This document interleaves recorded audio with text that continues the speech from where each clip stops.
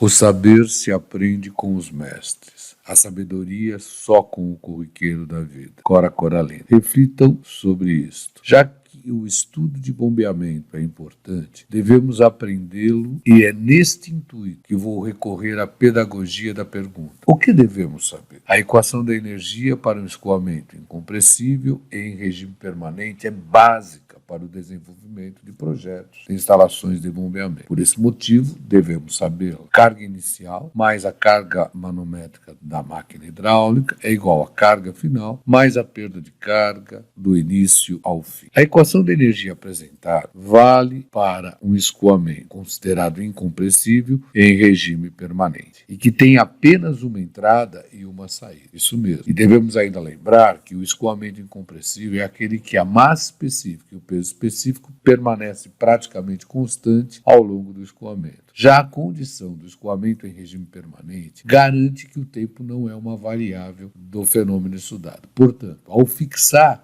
as propriedades em uma dada seção do mesmo, elas não mudam com o decorrer do tempo. Além disso, devemos lembrar que, considerando níveis de reservatório, esses serão considerados constantes, que passa a ser uma das condições para se ter o escoamento em regime permanente. Importante, se eu considero um trecho sem máquina, o meu fluido vai sempre da carga maior para a carga menor. Em relação à bomba hidráulica, é importante relembrar que é um dispositivo que transforma a potência mecânica em potência hidráulica. Isto é observado porque ela fornece carga ao fluido. Essa carga que ela fornece ao fluido é denominada de carga manométrica. Já o motor elétrico transforma a potência elétrica em potência mecânica. Então vamos tentar reproduzir isso através de um esquema. Então nós temos um motor elétrico, entra a potência elétrica, vamos chamar de potência nominal do motor elétrico, e através do eixo da bomba, essa potência elétrica é transmitida para a bomba em forma de potência mecânica.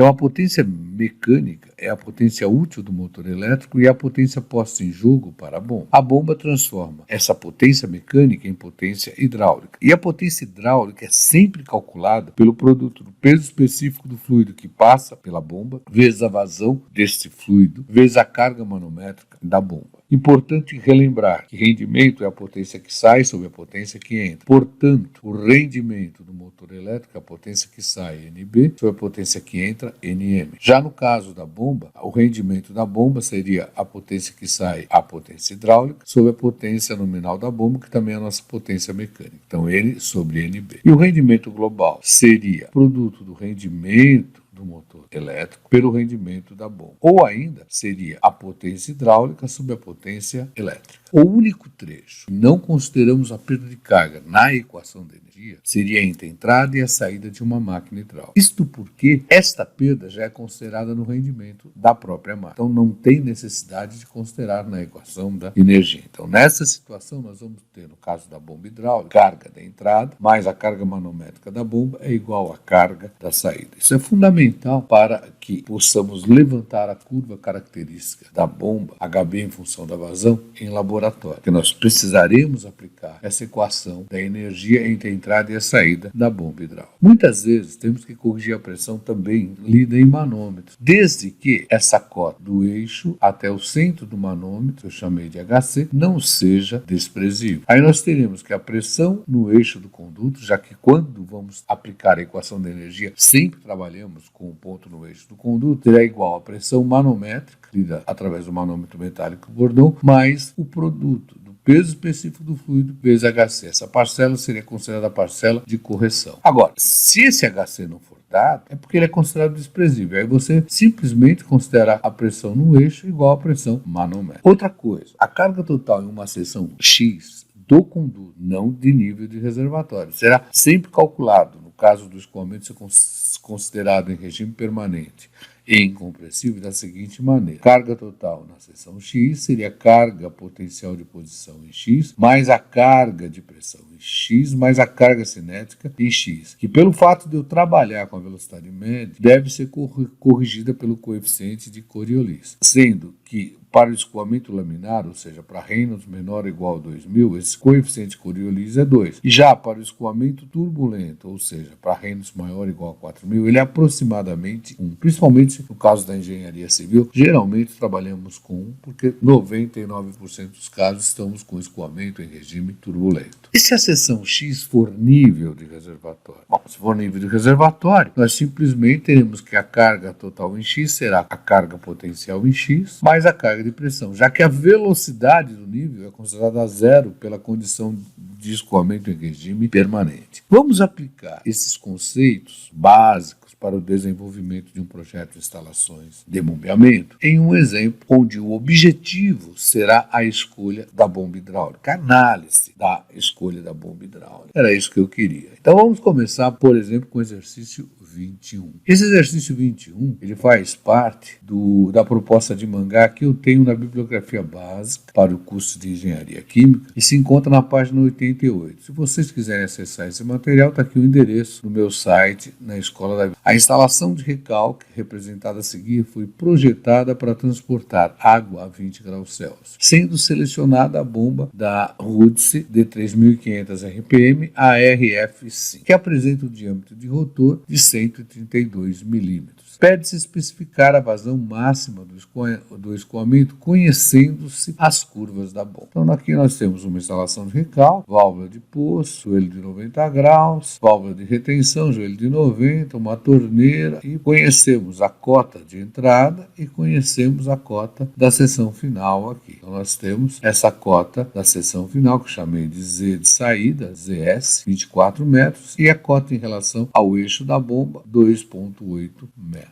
Deixa eu ver as curvas. Antes das curvas, vamos analisar o projeto desta instalação e, através desta análise, obter algumas informações importantes para a constatação da vazão máxima propiciada pela bomba. Temos lá sucção, o diâmetro de 2 polegadas, aço 40, que implica que o diâmetro interno é 52,5 milímetros e a área da seção livre 21,7 centímetros quadrados. Isso obtido pela norma ANSI B3610. A rugosidade equivalente aqui é aço 4,6 vezes 10 a menos 5 milímetros e o comprimento de sucção, que é o comprimento antes da bomba, 3,2 metros. Recalque, tubulação depois da bomba, com diâmetro nominal de 1,5 polegadas, aço 40, o que corresponde, consultando novamente a norma ANSI B3610, com diâmetro interno de 40,8 milímetros, uma área de seção livre 13,1 centímetros quadrados, claro, a rugosidade equivalente a que aço é a mesma, 4,6 vezes 10 a menos 5 milímetros, comprimento da tubulação no recalque 28,2 metros. Na sucção, nós temos uma válvula de poço, um diâmetro equivalente 19,81 metros. Temos um joelho de 90 graus com um comprimento equivalente a 1,88 metros. Já no recalque, nós vamos ter uma válvula de retenção vertical com um diâmetro de 1,5 polegadas nominal, no que vai dar um comprimento equivalente a 17,07 metros. Temos um joelho de 90 graus com um comprimento equivalente a 1,41, que corresponde a um joelho fêmea. A torneira de 1,5 polegadas considerada como uma válvula globo, que vai nos dar um comprimento equivalente a 13,72 metros. A saída da torneira, saída de tubulação, é considerado 1 metro. Importante ter aqui o caso que vamos trabalhar com F constante, porém, para a tubulação de 2 polegadas, considerou-se um F médio igual a 0,0247 e para a tubulação de 1,5 polegada, 0,0245. Isso significa que vamos trabalhar com os Fs constantes. E as curvas? Bom, aqui nós temos as curvas dadas, HB em função da vazão e rendimento, aqui nós teremos potência em função da vazão e o NPSH. Nesse exercício, nós vamos só trabalhar com HB em função da vazão e os rendimentos em função da vazão. Acredito que a vazão máxima,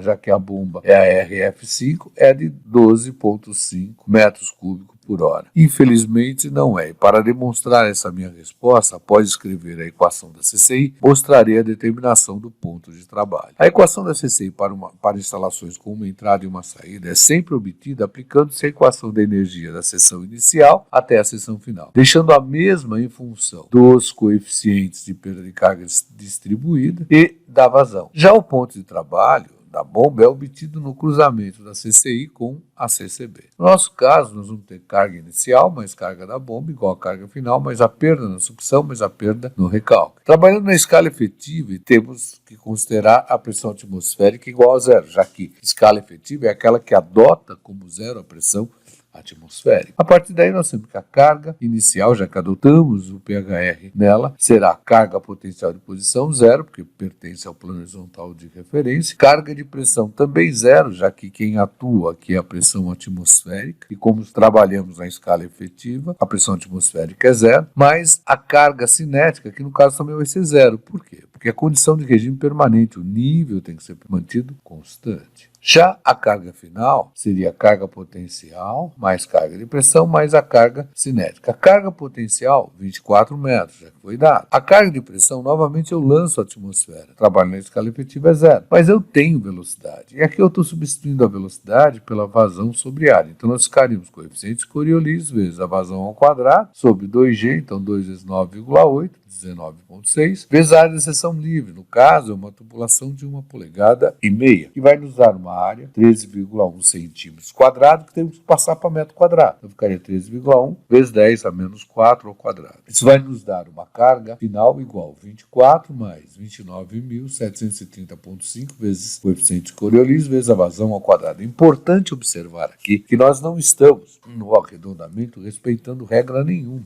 Como estamos projetando, estamos sempre arredondando para cima. Outra coisa, perda na sucção é a perda de carga na tubulação de 2 polegadas, perda no recalque é a perda de carga na tubulação de 1,5 polegadas.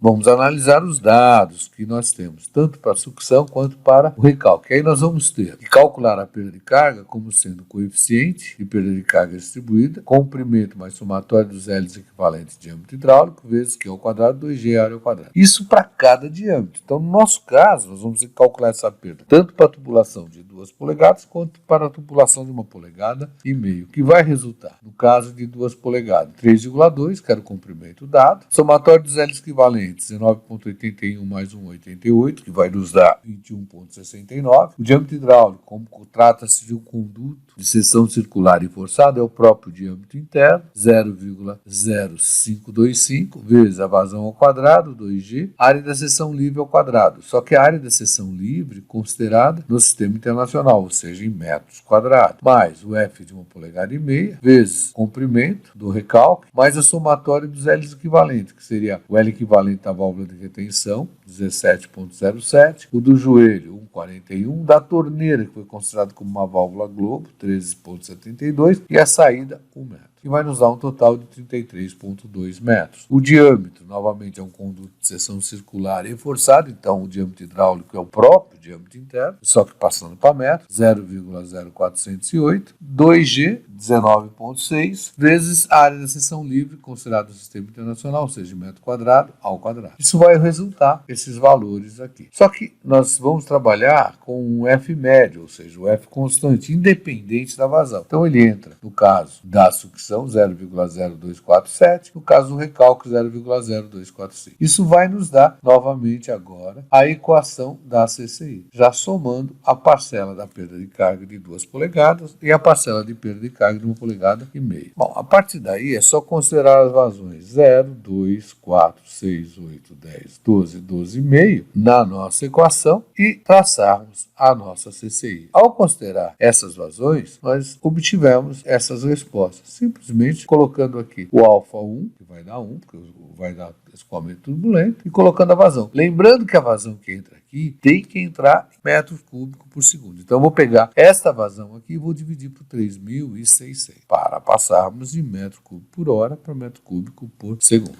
Agora vamos traçar a CCI. Temos a tabela, vazão e HB, e vamos traçar a CCI sobre as curvas do fabricante. Então, marcamos os pontos, 0,24, 2,24,4 e assim por diante. Vamos marcar. Vamos unir os pontos e no cruzamento da CCI com a CCB, nós vamos definir o ponto de trabalho. Vamos ter uma vazão de 6,7 metros cúbicos por hora, um HB de 28,2 metros e um rendimento de aproximadamente 54,3%. A vazão, bem diferente da 12,5 metros cúbicos por hora. Importante aqui mencionar que existe uma faixa que o fabricante considera ideal para se trabalhar na bomba. Essa faixa ela vai ser definida da seguinte forma: eu leio a vazão para o rendimento máximo e multiplico essa vazão obtida para o rendimento máximo, que é considerado o ponto de projeto, o ponto nominal da bomba, por 0,5 e por 1,2. E aí eu tenho o intervalo ideal de trabalho da bomba. Mas como vou achar o ponto máximo? Vamos dar um exemplo. Vamos primeiro considerar a tabela da vazão em função do rendimento que a gente extraiu da própria curva do fabricante. Tendo essa tabela, nós vamos recorrer ao Excel e vamos traçar a nossa equação. Pelo Excel, nós temos aqui o rendimento em função da vazão e temos a equação do rendimento. E eu vou achar o ponto de máximo